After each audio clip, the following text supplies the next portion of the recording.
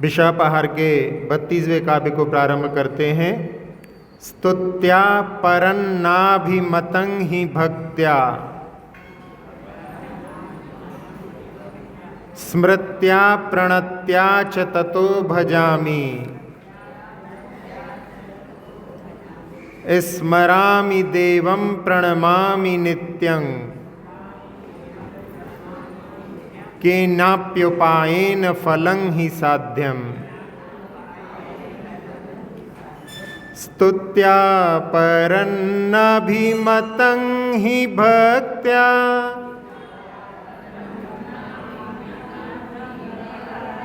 स्मृत्या प्रणत्या च ततो भजामि स्मरामि देवं प्रणमामि नित्यं केनाप्युपायेन फलं हि साध्यम्। स्तुत्या परन्नाभिमतं हि भक्त्या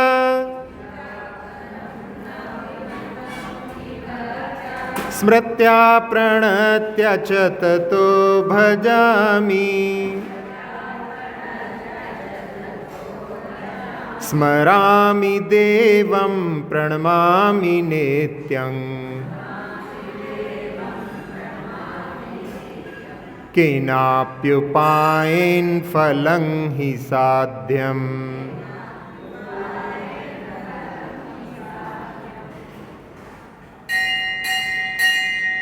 घंटी निकाल के रखो भैया, एक दिन वो नहीं आए सारी व्यवस्था गड़बड़ हो जाती है।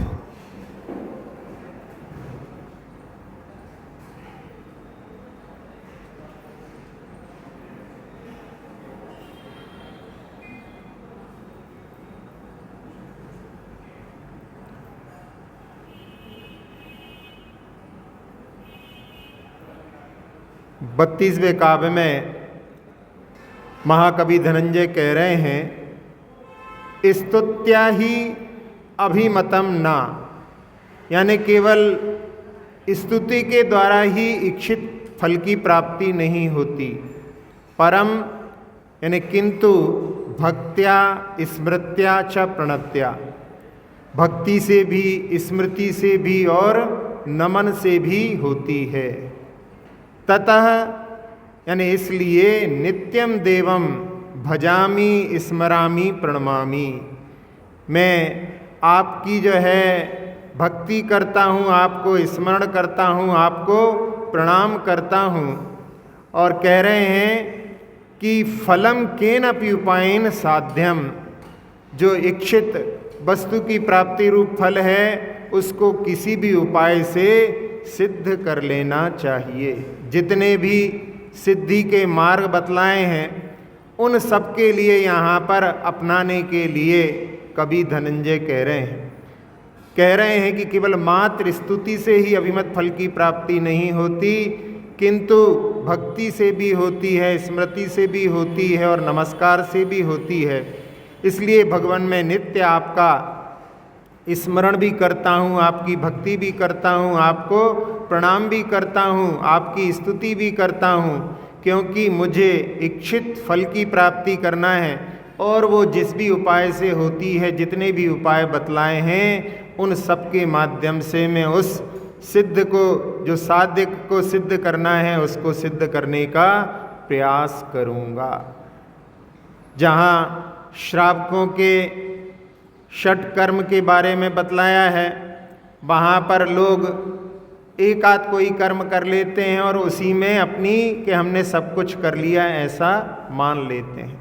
लेकिन इस काव्य के माध्यम से कि जो जो कार्य श्रावकों के लिए नित्य करना चाहिए उनमें उनके लिए कमी नहीं करना चाहिए, सब कार्यों को करना चाहिए। वो षट कर्म देव पूजा गुरुपास्ति स्वाध्याय संयमस्तपः दानं चेति गृहस्थानाम षट कर्माणि कभी कभी, कभी कभी नहीं दिने दिने लिखा है, तो दिने दिने यानी प्रतिदिन करना चाहिए। अब इसमें जिनेंद्र भगवान की पूजा कर ली।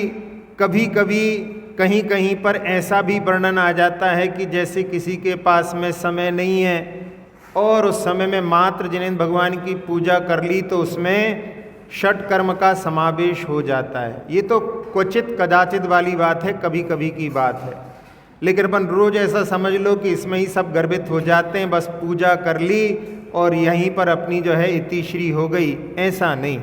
अपने लिए यहाँ पर जिनेंद्र भगवान की पूजन, गुरुओं की उपासना, स्वाध्याय, संयम, तप और दान जो षट कर्म हैं उन सब के लिए प्रतिदिन समय निकालना चाहिए। पहले हमने कि 3 पुरुषार्थ करते हैं श्रावक लोग। मोक्ष पुरुषार्थ तो जो घर त्याग देते हैं उन्हीं का होता है, तो उसमें धर्म, अर्थ और काम 3 पुरुषार्थ हैं।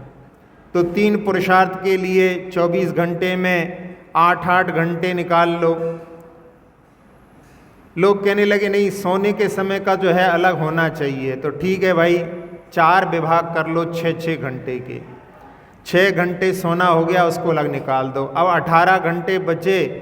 इन 18 घंटों में 6 घंटे अर्थ पुरुषार्थ। अर्थ पुरुषार्थ यानी जो आप दुकान आदि चलाते हैं वो 6 घंटे से ज़्यादा नहीं। फिर 6 घंटे में खाना पीना और जो लोगों से मिलना जुलना, बात आदि रहती हैं, वो भी ज़रूरी है, उसके बिना भी जीवन नहीं चलता, तो उसको 6 घंटे रख लिया। अब इसके अलावा 6 घंटे जो है अपने लिए धर्म पुरुषार्थ के लिए भी यदि चाहें तो निकाल सकते हैं। तो ऐसे 3 पुरुषार्थों में अपन यदि विभाजन करें तो उसके माध्यम से अपन इन षट कर्मों के लिए अच्छी तरह से समय निकाल सकते हैं। जहाँ कई प्रकार से समझाया जाता है, उसमें 2 प्रकार से भी बतलाया कि दान और पूजा ये 2 मुख्य हैं श्रावक धर्म में, और यदि श्रावक इन 2 को नहीं करता तो वो श्रावक ही नहीं, ऐसा रेणसार में वर्णन आया है। कसाय पाहुड़ की जो टीका है उसमें एक कि दानम पूया शील मुवासो चेदी चौबे हो सावय धम्मो।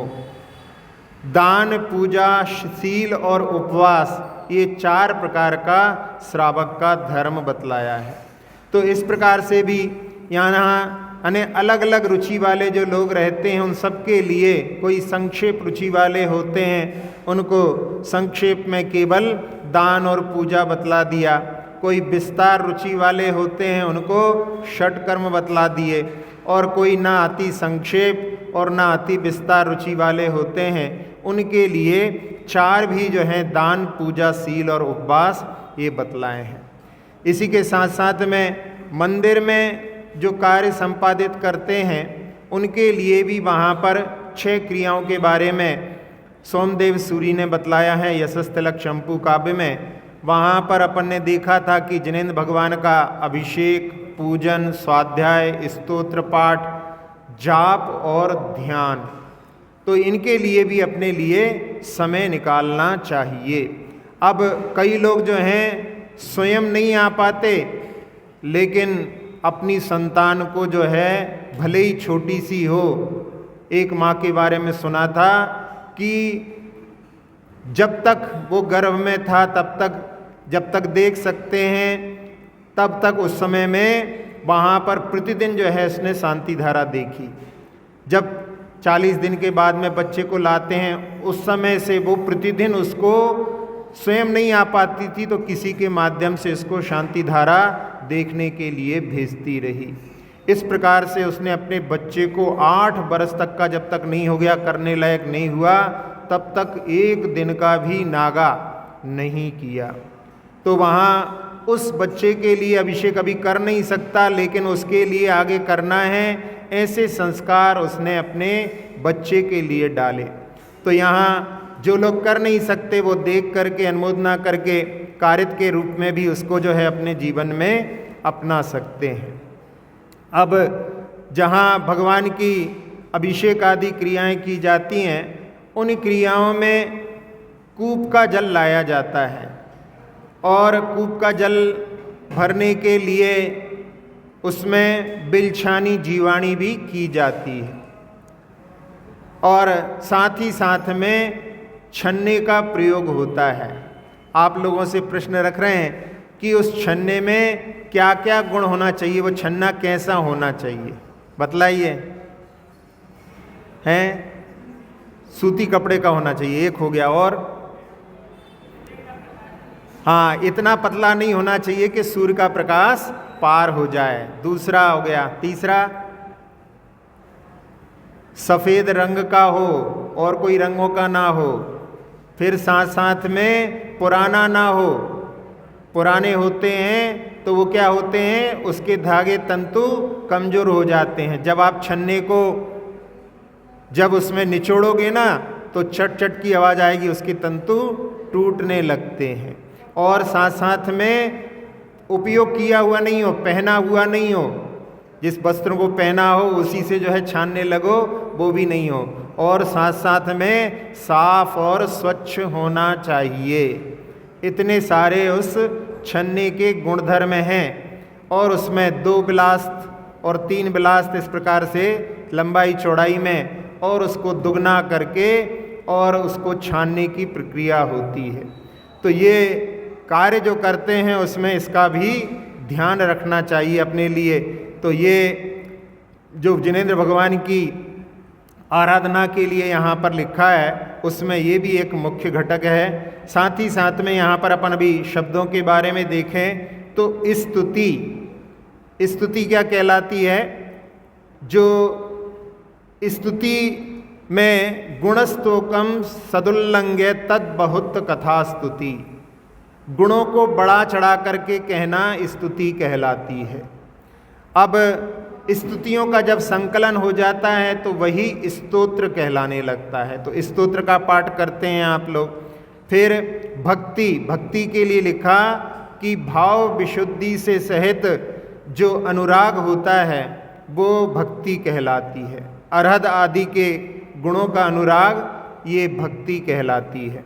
और स्मृति जो धारणा में है उसको यह वह है, इस प्रकार से जब स्मरण किया जाता है, क्योंकि जो धारणा बनती है उसी का स्मरण हो सकता है, जिसकी धारणा नहीं बनती उसका स्मरण नहीं होता। तो उसमें अरहत सिद्धादि के गुणों का स्मरण, जीवादि तत्वों का स्मरण, ये स्मरण कहलाता है। और इसके बाद में नमन में मन से, वचन से, काय से नमन किया जाता है। और साथ ही साथ में नमन में एक अंग से भी नमन होता है। मात्र सिर को झुका लिया, ये एक अंग से नमन है। 2 अंगों से नमन, अपने दोनों हाथों को जोड़ लिया। किसी के गर्दन में सर्वाइकल की परेशानी हो तो गर्दन नहीं झुका सकता, लेकिन दोनों हाथों को जोड़ लिया तो वो 2 अंगों से नमन हो गया। 3 अंगों से नमन, दोनों हाथों से और सिर को झुका करके, ये 3 अंगों से नमन है। 4 अंगों से नमन, अपने दोनों घुटनों को गवासन में जो है जमीन से स्पर्श करा दिया और दोनों हाथों को लेकर के नमस्कार किया, वो 4 अंग से। और सिर से भी जब झुक करके नमन करते हैं तो 5 अंग से नमन हो जाता है। जैसे कभी कभी परिस्थितियां ऐसी बन जाती हैं, जैसे आप कुछ सामान लेकर के जा रहे हो, भारी सामान है और उसको कहीं रख नहीं सकते, और कोई महाराज जी सामने आ गए, तो अब क्या करेंगे? सिर झुका करके केवल नमन कर सकते हैं। अब सिर भी नहीं झुका सकते, हाथ पे सामान है, झुक भी नहीं सकते, तो कम से कम जो है वचनों के माध्यम से नमोस्तु, सिर में परेशानी है, गर्दन में परेशानी है, तो मुख से तो नमोस्तु इक्षामि आदि बोल सकते हैं। तो इस प्रकार से ऐसी परिस्थिति बने तो वहाँ पर मन से, वचन से, काय से जो है प्रणाम के लिए अपने लिए हमेशा तत्पर रहना चाहिए। तो यहाँ पर कि भगवान केवल स्तुति से ही नहीं अभिमत फल की प्राप्ति होती, वरन भक्ति से भी होती है, स्मरण से भी होती है और नमन से भी होती है। अब इसमें भगवान की जो स्तुति आराधना आदि की जाती है, उसके लिए समंत भद्र स्वामी ने लिखा कि जिनेंद्र भगवान की आराधना काम दुही काम दाहिनी, काम दुही यानी इच्छित फल को देने वाली होती है, और काम दाहिनी यानी मन के विकारों को नष्ट करने वाली होती है। एक प्रसंग शायद पहले सुनाया हो कि एक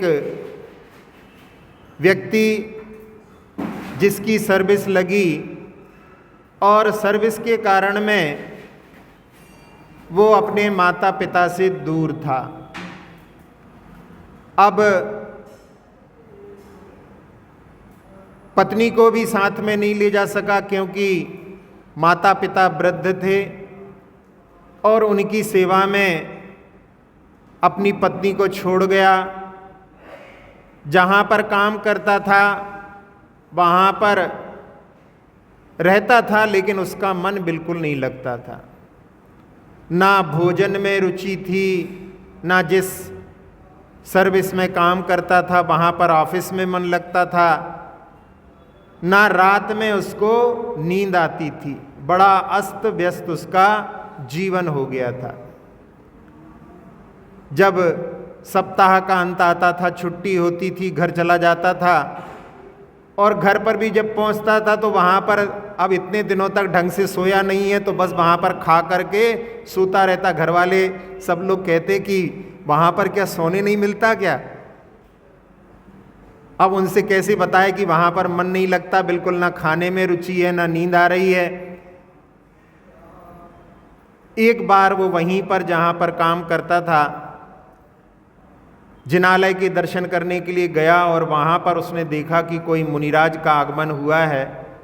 सब लोग उनके पास में जाते हैं, और उसने देखा कि कोई तो अपनी पर्सनल जो है परेशानी भी उनसे पूछ रहा है कि महाराज हम इसमें क्या करें।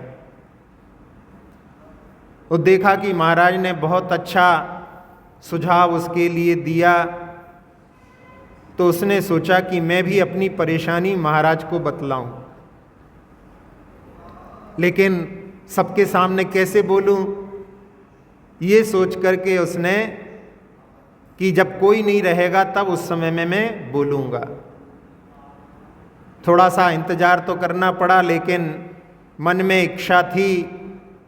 जैसे कहते हैं कि जहाँ चाह होती है वहाँ पर राह मिल जाती है, और उसको समय मिला। महाराज जी अकेले थे, और उसने महाराज जी के पास में जाकर के कहा कि महाराज जी मैं बड़ा परेशान हूँ, मेरा यहाँ पर ना तो ऑफिस में मन लगता है, ना नींद आती है, ना भोजन में रुचि है, मैं बड़ा परेशान हूँ। महाराज ने कहा भगवान की पूजा करते हो? वो मन में सोचने लगा कि अभी वैसे ही तो मैं परेशान हूँ, महाराज जी एक और जो है ऐसा काम बताना चाह रहे हैं जो कि मैं नहीं करता हूँ। उसने कहा महाराज जी मैं तो आपको अपनी परेशानी बता रहा हूँ, आप एक और परेशानी क्यों बता रहे हो? महाराज ने कहा कि सुनो तो सही, हम तुम्हें उसका सॉल्यूशन बता रहे हैं। तो उसने कहा कि महाराज जी मुझे पूजा नहीं आती। कई बार जो है लोग इस तरह से बोल करके बचना चाहते हैं। तो महाराज ने कहा कि यदि किसी से तुम निवेदन करो कि हमें पूजा सिखा दो, कोई से भी आप जा कर के जो पूजा करता हो उससे बड़े विनय से बोलो कि भैया हमें पूजा करना सिखा दो, तो वो तुमसे मना नहीं करेगा, तुमसे कहेगा कि आओ हमारे साथ साथ में पूजा कर लो, जैसा हम करते जा रहे हैं वैसा आप करते जाओ, थोड़े दिनों में सीख जाओगे। उसने कहा महाराज जी जो है समय नहीं मिलता। तो महाराज जी ने पूछा ऑफिस कितने बजे खुलता है? तो कहा 9:30 बजे। अरे के लिए बहुत समय रहता है, सुबह सुबह आधे घंटे का ही तो काम है। जब अभिषेक हो वहाँ पर अभिषेक में पहुँच जाना, भगवान के ऊपर जल की धारा करना, एक अर्घ चढ़ाना, और अपनी पूजा करने के लिए जो पूजा करते हैं बहुत सारी वेदियाँ हैं, कहीं पर भी जा कर के जो पूजा करने वाले हैं उनके साथ में पूजा करने लगना। परेशान था, उसने सोचा कि इस परेशानी से दूर होने का यदि महाराज जी यही साधन बता रहे हैं तो चलो इसको भी करके देख लेते हैं। और उसने जैसा महाराज जी ने कहा वैसा करना प्रारंभ किया, और 2-4 दिन ही हुए कि उसके लिए उसमें अच्छा लगने लगा, और धीरे धीरे जो परेशानियां थीं वो सारी उसकी दूर हो गईं। उसका सब जगह भी मन लगने लगा, भोजन में भी रुचि उत्पन्न हो गई, निद्रा भी आने लगी, और ऑफिस में भी मन लगने लगा। इसी बीच में महाराज जी का विहार हो गया, और उसने सुना कि महाराज जी पास के ही किसी गांव में हैं।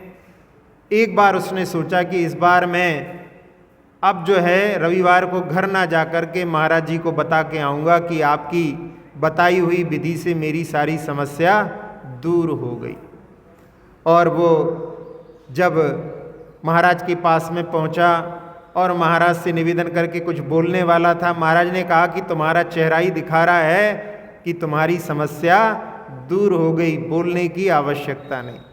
फिर भी उसके मन के भाव थे, उसने प्रकट किए, और महाराज ने कहा कि जिनेंद्र भगवान की आराधना अर्चना ऐसी होती है कि सारे विकारों को दूर करने वाली होती है, और सभी मन के इच्छित फलों को प्रदान करने वाली होती है। भगवान से कहने की आवश्यकता नहीं पड़ती कि भगवान आप हमारे लिए ऐसा फल दो।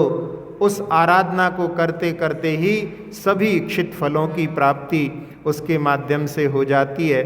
तो हमारे लिए जिन जिन कार्यों के माध्यम से हमारे लिए अवगत कराया गया है, उन सब कार्यों में संलग्न होकर के हमारे लिए भगवान की आराधना करने का प्रयास करना चाहिए। और छोटे छोटे नियमों के माध्यम से भी, संयम के बारे में भी बतलाया है, छोटे छोटे नियमों के माध्यम से भी अपन अपने मन की शक्ति को बढ़ा सकते हैं। कई बार लोगों को लगता है कि हम तो जो है नियम नहीं ले सकते, नियम लेने से कतराते हैं, और कई लोग ऐसे नियम लेना चाहते हैं कि जिसमें कुछ नियम लेना ही ना पड़े, यानी नियम कहने के लिए ले भी लें और उसमें कुछ पालन ना करना पड़े। जैसे रावण के बारे में कहते हैं कि रावण ने ऐसा नियम लिया कि कोई स्त्री मुझे नहीं चाहेगी तो मैं भी उसके लिए प्रयास नहीं करूँगा, और मन में क्या सोच रहा है कि मैं इतना सुंदर हूँ, कौन स्त्री मेरे लिए मना करेगी, तो मतलब मुझे कुछ पालन करना ही नहीं पड़ेगा। तो ऐसे भी जो है कई लोग जो है नियम से डरते हैं, लेकिन छोटे छोटे नियमों को लेकर के अपन अपनी मन की शक्ति को बढ़ा सकते हैं। इसीलिए किसी कवि ने लिखा है कि घुटनों के बल चलते चलते पैर खड़े हो जाते हैं, छोटे छोटे नियम एक दिन बहुत बड़े हो जाते हैं। इसलिए संयम के माध्यम से भी अपने लिए कुछ जो है संयम का भी अपने जीवन में परिपालन हो, और दान और तप इसके माध्यम से भी, यानी जितनी भी चीज़ें बताई हैं उन सबको अपने जीवन में पालन करके हम अपने जो श्रावक हैं, श्रावक के फल को प्राप्त करना, कि अभी इस भव से नहीं यानी अभी वर्तमान की जो पर्याय है उससे मुक्ति नहीं है, लेकिन परंपरा से मुक्ति को प्रदान करने वाला है। और इस प्रकार के जो कार्य हैं उनको करके भविष्य में अपन आगे बढ़ कर के संयम को भी धारण कर सकते हैं, और साथ में जिसमें संलेखना आदि के लिए भी प्रेरणा इन कार्यों के माध्यम से मिलती है। तो ऐसे सभी कार्यों के लिए अपने जो साध्य है उसको सिद्ध करने के लिए तत्पर रहना चाहिए। पुनः इस काव्य का उच्चारण करेंगे। स्तुत्या परन्नाभिमतं हि भक्त्या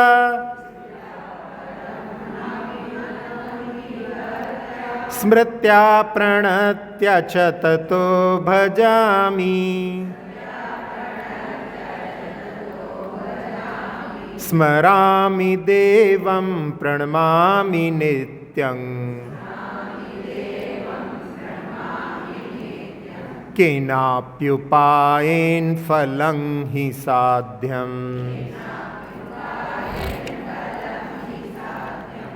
स्तोत्र ये निराला सब दुख को हरने वाला भव विष का है प्रणाशक, प्रभु गुण की है ये माला। स्तोत्र ये निराला, नामात्र स्तुति से अभिमत फलों को पाए। भक्ति से स्मरण से चरणों में नत भी लाएं। सुमरूं नमो भजूं मैं, फल सिद्धि ध्येय धारा। भव विष का है प्रणाशक, प्रभु गुण की है ये माला। स्तोत्र ये निराला,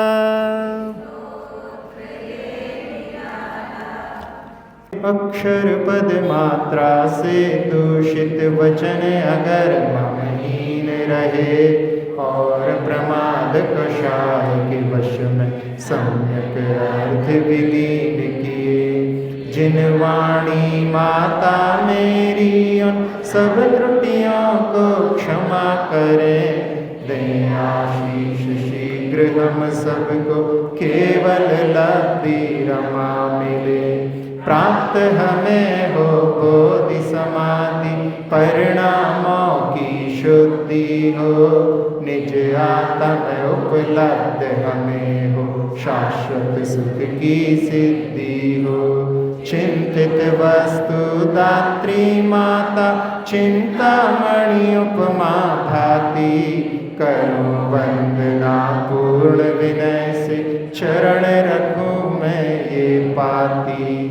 कर जिन वाणी स्तुति, तन की ममता टार। महामंत्र का जाप अब सभी जपें नव बार।